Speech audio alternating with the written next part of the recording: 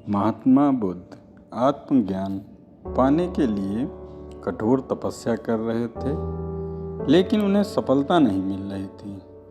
उनके मन में तरह तरह के प्रश्न आ रहे थे जो उन्हें परेशान कर रहे थे।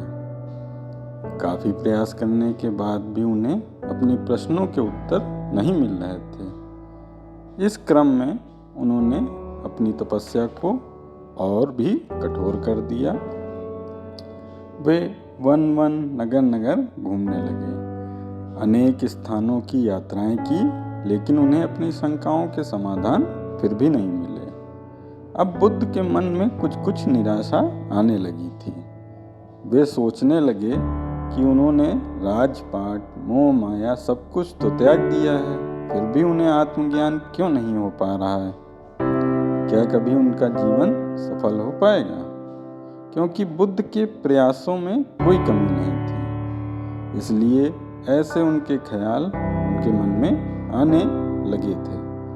वे इसी विषय पर निरंतर मंथन कर रहे थे। ऐसे ही एक दिन बुद्ध वन में ध्यान में बैठे थे। ध्यान से हटने के पश्चात उन्हें प्यास लगी। वे अपने आसन से उठे और जल पीने के लिए निकट के एक सरोवर की ओर गए। तभी उनका ध्यान वहाँ एक गिलहरी पर गया। एक गिलहरी के मुंह में फल जैसी कोई खाने की वस्तु थी। वह सरोवर के किनारे बैठी हुई उसे खा रही थी।